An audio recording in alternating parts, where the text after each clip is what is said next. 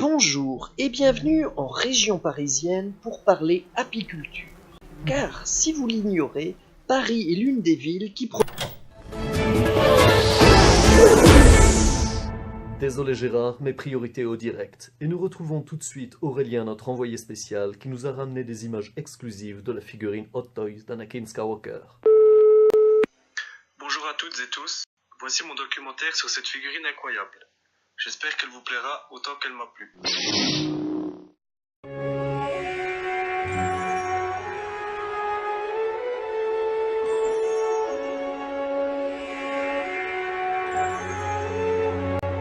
Et nous allons commencer tout d'abord par une présentation très rapide de la boîte.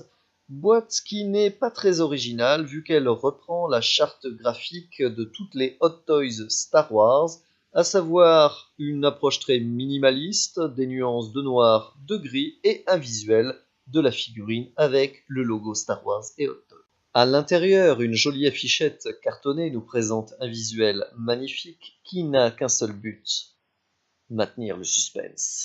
Allez, il est grand temps de la libérer.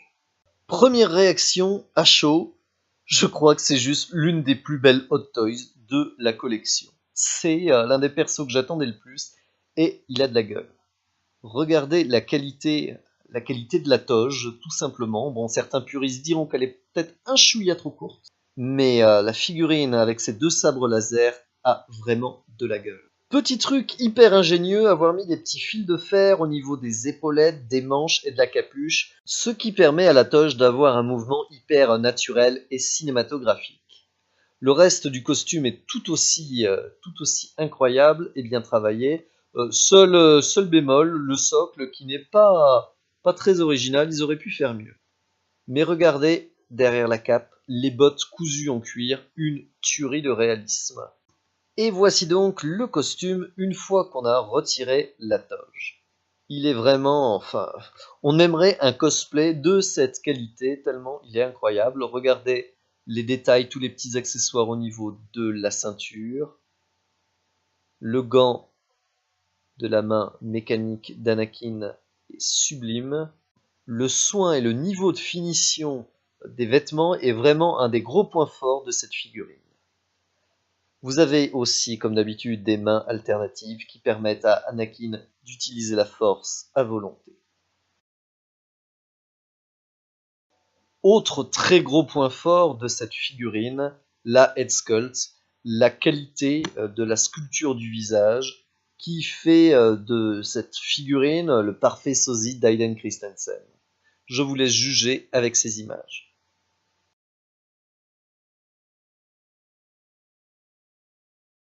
Niveau accessoires, outre les mains alternatives que j'ai déjà évoquées, le socle un peu décevant, il y a, gros point fort, un bras bionique qui est hyper détaillé et entièrement articulé. Vous pouvez effectivement bouger chacune des phalanges de cette main mécanique, c'est incroyable. Un second bras amovible est fourni et vous permet d'allumer le sabre laser. Seulement le sabre laser bleu. Point négatif, il faut retirer intégralement le gantelet pour dévoiler l'interrupteur et actionner le mécanisme, ce qui n'est pas très pratique. Il y a aussi le sabre laser du comte Dooku qui est fourni, mais qui lui ne s'allume pas, ce qui est un chouïa dommage. Et il y a aussi d'autres petites mains. Comme dans la famille Adams, c'est la chose. Enfin, les choses, vu qu'il y en a plusieurs.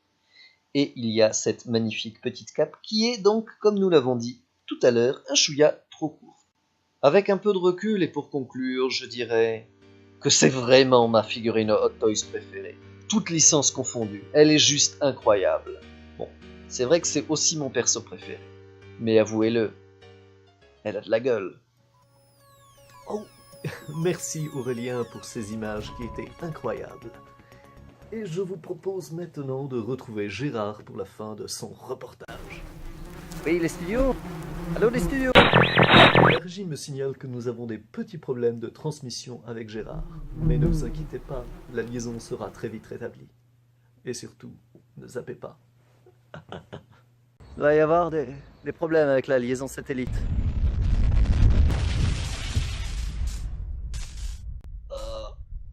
crois que je vais avoir une bosse. À vous les studios. Un grand merci à Aurélien qui aura fourni les images et commentaires qui ont rendu possible cette review.